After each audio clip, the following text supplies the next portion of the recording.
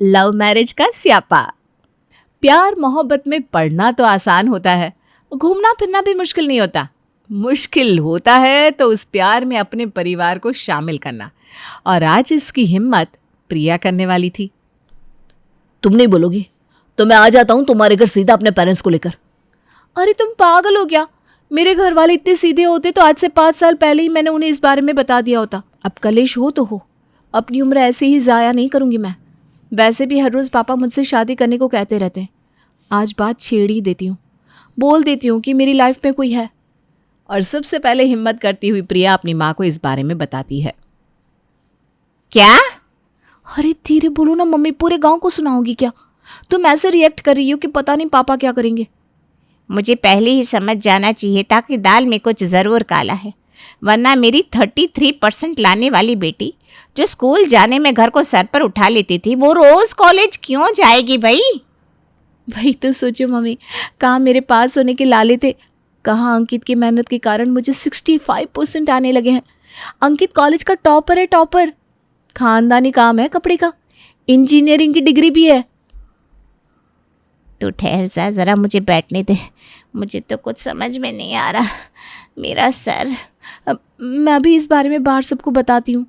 अरे पागल हो गई है क्या? रुक, मैं तेरी बड़ी माँ को पहले बताती हूँ, वो सही बताएंगी क्या करूँ क्या नहीं। पसीने से लथपथ शकुंतला रसोई में जाकर अपनी जिठानी को कमरे में लेकर आती है। जेठ जी और आपके देवर के सामने ये लव मैरिज की बात करने वाली है भाभी, अब आप ही समझाइए इसे।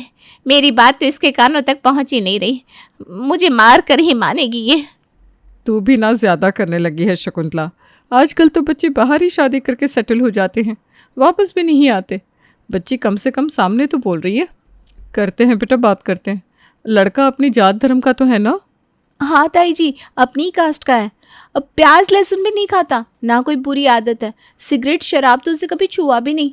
हर 11 को उनके घर में सभी मंदिर जाते हैं। और वैसे भी कब तक मैं छुपा कर रखूँगी इस बात को? आज ना मैं सबको बता देती हूँ। अभी नाश्ते के वक्त इस बात को मत छेड़ बेटा, बेकार में सभी का मूड खराब हो जाएगा।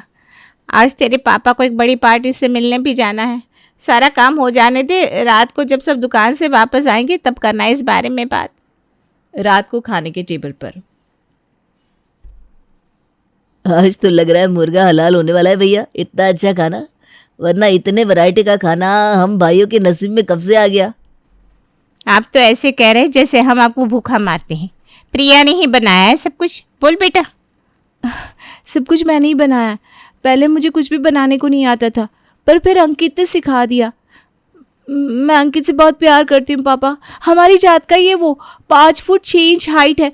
हमारे घर से जो समोसे कचौरी वाले मनोहर अंकल की दुकान है ना, 10 मिनट के डिस्टेंस पर, जिसके समोसे आपके फेवरेट हैं, उसी के सामने वाली दुकान अंकित के पापा की है। सिर्फ एक दुकान देखकर तुझे वो लड़का अच्छा लग गया? दुकान ही भैया, वो पूरी बिल्डिंग उन्हीं लोगों की है। अब समझ में आया कि रोज हमारे घर में मनोहर के समोसे कैसे आ जाते थे।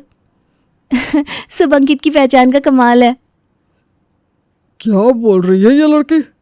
एक मिनट भाई साहब, बात करता हूँ मैं। वो सोनिया गारमेंट्स वाले? हाँ पापा, वही। अंकित मेरी दुकान में काम करता था।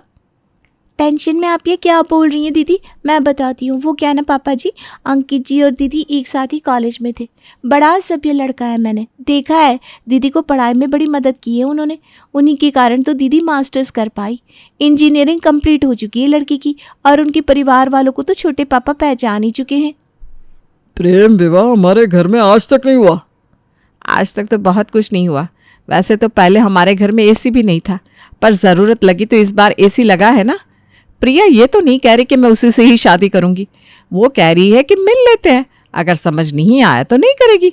यही कह रही है ना तू प्रिया? यही कह रही हूँ मैं बड़े पापा। अगर समझ में नहीं आया तो आप लोग जहाँ कहेंगे मैं वहीं शादी कर लूँगी, खाने की कसम। आधे मन से ही प्रिया के परिवार वाले अंकित के परिवार वालों के साथ मिलते हैं। और क्या, जैसे ही मुलाकात होती है पूरा का पूरा परिवार अंकित के गुणगान गाना शुरू कर देता है। अरे कमलेश जी, आपको कौन नहीं जानता। जैसे ही हमारी प्रिया ने बताया कि आप लोगों के घर का लड़का है, मैंने तो कहा भाई देखने की भी ज़रूरत नहीं है। शादी होती है भैया, मैं आपके साथ एक पार्टनरशिप में दुकान खोल लूँगा। जीजा हो तो अंकित जी जैसा, वरना ना हो। और करण की बातों में प्रिया का पूरा परिवार मिश्री की तरह घुल जाता है। आज 1 नवंबर और 30 नवंबर की तारीख निकली है। अब तो आप अपनी बेटी को विदा करने की तैयारी में लग जाइए भाई साहब। इतना सब कुछ 1 महीने में कैसे होगा? मुझे तो चक्कर आ रहे हैं। घर की इकलौती बेटी की शादी हो और वो भी लव मैरिज, तो तैयारी तो होनी थी। यहाँ शादी की तारीख निकली, वहाँ शकुंतला तैयारियों में लग जाती है। अगले सवेरे शकुंतला अपने बिस्तर के नीचे से लोहे के बक्से को करण की मदद से बाहर निकाल कर लाती है। यही रख दे करण, यही रख दे। ये आप लोहे के बक्से को क्यों निकलवा कर लाई हो मम्मी? और क्यों उठाती हो इतनी भारी चीजें? कमर में मोच वोच आ गई तो मेरी शादी में बिल्लो रानी पर डांस कैसे करोगी तुम? अरे शर्म कर प्रिया, शर्म कर। अपनी सास के आगे ऐसे मत बोल देना। और शादी में तेरे ससुराल वाले भी रहेंगे, उनके सामने मैं बिल्लो रानी पर डांस करूंगी? शोभा देता है क्या? देख रही हो दीदी कैसी बकवास वाली बातें करती है ये लड़की। अरे बच्चों के मन के रखने दो ना, ठुमके लगा ही देगी तो क्या हो जाएगा। वैसे ये बक्सा आज तक वैसा का वैसा ही है, इसी में अपनी शादी का सामान लेकर आई थी ना तू। बिल्कुल सही पहचाना आपने दीदी। आजकल के बैग का क्या है, ज़रा सा पानी लगा के ख़राब हो गए। और चोरी तो यूँ हो जाती है। काहे का कोड, लॉक का पासवर्ड भूल जाओ तो बैग खुद से भी ना खुले। इस बक्से को आज 80 साल हो गए। मेरी माँ के भाई ने उन्हें ये बक्सा दिया था, आज तक वैसा का वैसा है। ज़रा सी डेंटिंग पेंटिंग की ज़रूरत है बस, फिर बिल्कुल नया सा हो जाएगा। साथ में सिकड़ भी है, इसे लगाकर ताला लगाकर रखना बेटा। ससुराल है, नौकर चाकर होंगे, किसी की भी नज़र खराब हो सकती है। 1 मिनट, क्या बोल रही है मम्मी? ये बक्सा लेकर जाऊंगी मैं अपने ससुराल? कितनी इंसल्ट होगी मेरी। इस बक्से के साथ मुझे वो लोग वापस भेज देंगे। माँ की एक बात नहीं सुनना चाहती तो फिर भर ले जिसमें सामान बनना है। काम तो करना शुरू कर, गधे की तरह लद कर बैठी हुई है बिस्तर पर। यहाँ सभी पैकिंग में लग जाते हैं। वहाँ नेहा प्रिया को कुकिंग सिखाने में। 2 मिनट नेहा अपने कमरे में फ़ोन क्या रिसीव करने जाती है। पूरे घर में चारों तरफ धुआं ही धुआं हो जाता है। भागती हुई प्रिया रसोई में जाती है। अरे राम राम दीदी, ये क्या किया आपने? ये तो पूरा जल गया। कितनी अच्छी भिंडी बनाई थी मैंने। भगवान, आप एक भिंडी नहीं संभाल पाई तो खाना कैसे बनाएंगी? अब तो मैं भी हार गई भाई। आजकल तो YouTube में देखकर ही पता चल जाता है बेटा, वहीं से सीख लेंगे। नहीं तो मैंने सुना है एक मशीन आने लगी है, उसमें सामान डालो तो खाना खुद ब खुद बन जाता है। वैसे तो बर्तन धोने के लिए भी डिश वॉशर आते हैं, पर क्या हमारे घर पर है? नहीं ना मम्मी जी, मैं भी तो बहू हूँ। मैं कल को कह दूँगी मम्मी जी की खाना बनाने की मशीन ले आइए, तो क्या आप ले आओगी? बहू को बहू वाले काम तो करने ही होंगे ना। 4 दिनों के बाद सबको बहू की काम चोरी चुभने लगती है, चाहे लव मैरिज हो या अरेंज मैरिज। नेहा बिल्कुल सही कह रही है दीदी, मुझे तो चक्कर आ रहे हैं। आज प्रिया से बिना मिले अंकित को 7 दिन हो चुके थे। बेचारा बिना अपनी गर्लफ्रेंड से मिले रह नहीं पाता और प्रिया से मिलने उसके घर पहुंच जाता है। प्रिया पैर पर पैर चढ़ाए सोफे पर बैठी थी। वहीं अंकित उसके सामने बैठकर उससे बातें कर रहा था। तभी शकुंतला वहां आती है। अरे दामाद जी, आप पहले पता होता कि आप आ रहे हैं तो मैं तैयारी करके रखती। सोफे का कवर कितना गंदा हो रखा है, ये पर्दे भी ऐसे में बिठा दिया इसने आपको। कोई बात नहीं मम्मी जी। ये लड़की, उफ, दामाद जी आए हुए हैं और तूने अभी तक इन्हें पानी का भी नहीं पूछा। अरे पानी पीने थोड़ी ना आया है ये मम्मिया। अरे पड़ी तो है बॉटल, पी ले। ये क्या बदतमीजी है प्रिया, ढंग से बैठो। पति के सामने पैर पर पैर चढ़ाकर बैठी हुई हो। जो करना हो कमरे में करना। हम लोगों के सामने अपने पति की ऐसी इंसल्ट करने की ज़रूरत नहीं है। बताइए जी, क्या खाएंगे आप कुंवर जी? मैं अभी आपके लिए बना कर लाती हूँ। ताई जी, कोई ज़रूरत नहीं है इतनी मेहनत की। रिश्ते के बाद पहली बार आए हैं आप, ऐसे सूखे मुंह तो भेजूंगी नहीं मैं। अच्छा ताई जी, अब आपको तो नाराज़ नहीं करूँगा मैं। प्रिया अगर कुछ खाएगी तो मैं उसके साथ खा लूँगा। मैगी बना दीजिए ताई, वही बहुत हो जाएगा। अब समझ में आ रहा है तुझसे कि क्यों नाराज़ होती है शकुंतला।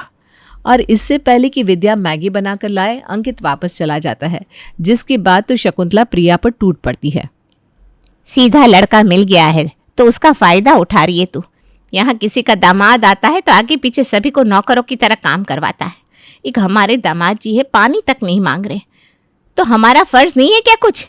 एक तो खुद शर्मा रहे थे, दूसरा तुमने उन्हें कुछ खाने को नहीं दिया। धीरे धीरे दिन बीत रहे थे और सभी की हड़बड़ी बढ़ती जा रही थी सिवाय प्रिया के। बैग पैक नहीं किया आपने दीदी? अभी तक चाची जी ने कितनी बार बोल दिया, अब तो पक्का उनका बीपी हाई हो गया होगा। अरे किया तो भाभी। एक बैग लेकर ससुराल जाएंगे आप? तभी दरवाजे से शॉपिंग की थैलियां लेकर विद्या अंदर आती है। क्या मजाक है ये, एक बैग लेकर जाएगी तो अपने ससुराल। चल तो नेहा, इसका बैग पैक करके आज ये काम खत्म कर ले। कमरे में जाकर विद्या एक बैग, वो भी आधी भरी हुई, देखकर गुस्से से लाल पीली हो जाती है। ये 2 टी-शर्ट, ये हाफ पैंट और ये कंघी लेकर जाएगी तू अपने ससुराल। हनीमून पर नहीं जा रही है तू, ना ही अकेले अंकित जी के साथ रहने वाली है। ससुराल जाना है तुझे। लोग रहेंगे कि नहीं वहां? इज्जत क्या रहेगी हम लोगों की? वो लोग क्या सोचेंगे कि ना हमने तुझे खाना बनाना सिखाया, ना कायदा कानून। 4 साड़ी 2 सूट तो डालती। आप ही इसकी साइड लेती थी ना। लीजिए, देख लिया नतीजा। और अपने ब्लाउज का नाप देगी कि नहीं तू? जब भी टेलर आता है गायब हो जाती है। पिछली बार 2 घंटे तक नहाती रही है। इंतजार करते करते लौट गया टेलर। खून पी लिया है इस लड़की ने भाभी। आज शाम को टेलर आएगा, नाप दे देना, वरना शादी के दिन बोलेगी ब्लाउज ढीला हो रहा है, टाइट हो रहा है। रात को खाने के बाद सभी लोग साथ में बैठते हैं वेन्यू और कैटरिंग का डिस्कशन करने। 4000 प्लेट खाना? ये मजाक है क्या? कोई जरूरत नहीं है इतना महंगा खाना करने की पापा। मेरी शादी हो रही है, मैं कोई दुनिया से नहीं जा रही हूँ जो सारे पैसे आप लोग मेरी शादी में ही लगा दे रहे हैं। सबसे कम रेट की जो प्लेट है वही ले लो। मैं अंकित को कॉल कर देती हूँ कि जो भी खर्च हो 50-50 कंट्रीब्यूशन कर दे। ये लड़की हमारी इज्जत देकर ही रहेगी। अरे लोग क्या सोचेंगे बेटा कि 2 परिवार में एक लड़की है, उसमें भी ये लोग लड़के से आधा शेयर मांग रहे हैं। इतना तो हम तेरे लिए कर ही सकते हैं। वैसे भी इस घर की आखिरी शादी है ये, अच्छे से कर लेने दे हमें। अब तो सीधा नेहा के बच्चे की शादी होगी। लड़के वालों ने सामने से किसी भी चीज़ की मांग नहीं की, इसका मतलब ये थोड़ी ना है कि हम हल्के में सब कुछ निपटा दें। कुछ हल्के में नहीं होगा।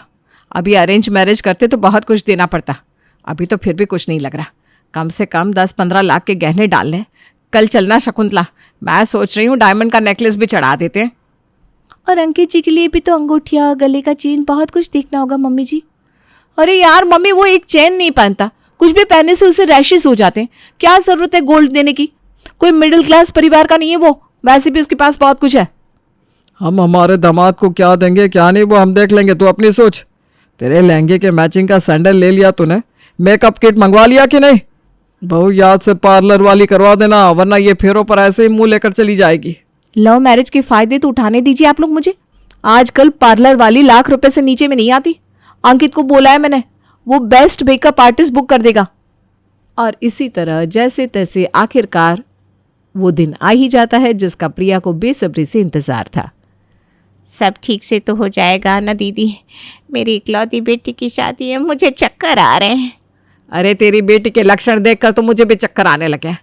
और ये बार बार अंकित जी को नाम लेकर क्यों बुलाती है?